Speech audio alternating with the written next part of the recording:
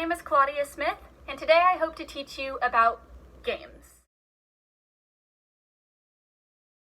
Now, games, you may ask, like card games, football, why is that even important? Well, I hope to answer that question for you. As you may assume, games have been around for a very, very long time. My parents played games, their parents played games.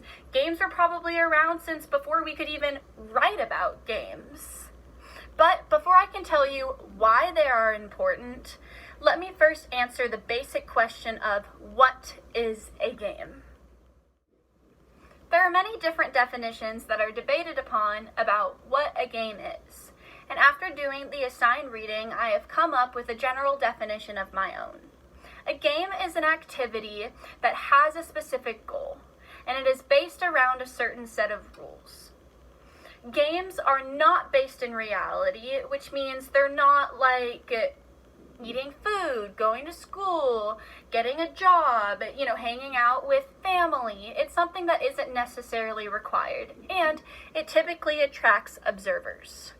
So now, what is the difference between following the set of rules in a game versus following the set of rules or instructions for completing a homework assignment? The difference here is the players' attitudes.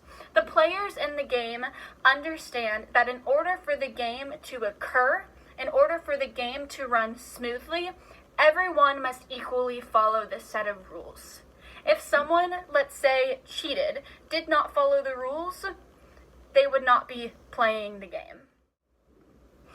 Okay, now that I've discussed what is a game, let's talk about what is play.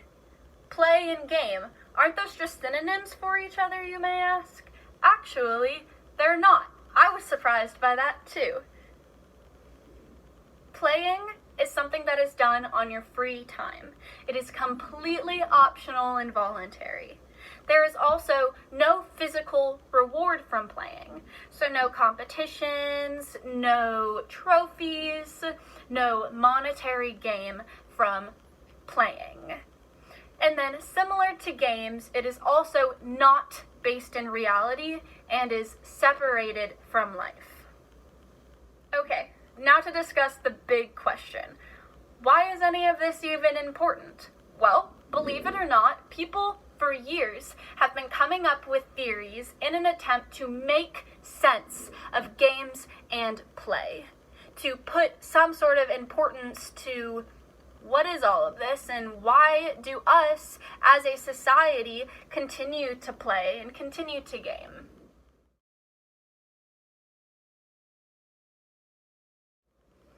The first theorist I'm going to talk about, and excuse me for my most likely mispronunciation, is Johann Huizinga. He is a well-known theorist who made many attempts to make sense of play in games. He declared that play in games is not simply mindless escapism. He theorized that they are significant because something is at play. He explains that this is because playing transcends the immediate need of life and imparts meaning into the actions. So basically, it is theorized that play creates its own meaning if the participating players agree on their motivation and play accordingly. I think that's pretty cool.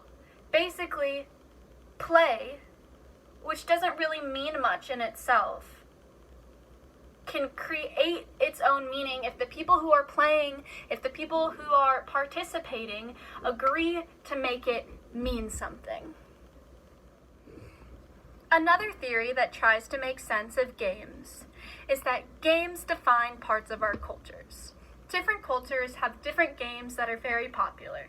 For example, soccer is very popular throughout Europe. And don't get me wrong, soccer is popular here in America too, but definitely not as popular as it is in Europe. And then American football, it's called American football because it's only in America. It's a big part of our culture. Football everywhere else is soccer.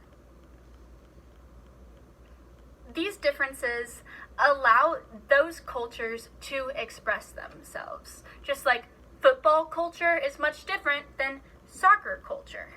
Whether it creates unity or division, games help define parts of our cultures. Now to ask a little bit of a personal question of myself. Which theory or theories make the most sense to me and why? Roger Callis, one of the 20th century's best-known theorists of games and play, emphasized the role of games as playful activities that are outside of economic, physical, social, whatever it may be, productivity and reality. As he put it, at the end of a game, all can and must start over at the same point. Nothing has been harvested or manufactured. No masterpiece has been created. No capital has been accrued. Another theory that ties into that one is that by, and excuse my very blatant mispronunciation, Ludic. He discussed boxing and race in Chicago's South Side neighborhood. He believed that many people used boxing and, in turn, other games, other sorts of play, as a way to escape reality. He believed that these people used boxing, and again, whatever it may be, to have a different experience than what actually happens inside their own lives. For these people, the gym is their safe place, or I guess was their safe place, because this was done years ago. And this theory, just like the other theory about how nothing is manufactured in play, about how it is not real, but somehow for so many, it turns into a complete escape from reality. This theory makes the most sense to me because I feel like I see it around me every single day. I see it with my friends, I see it with my family, and of course I even see it with myself.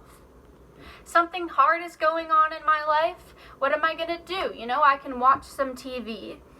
I have many friends who love video games, who won't get off their video games because they don't want to do school. They don't want to think about life, so they play these games.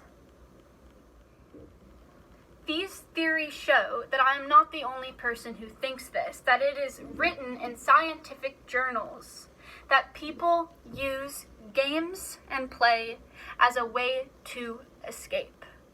I personally think that this calls into question the sociological and the psychological reasons that today's society needs to escape from reality.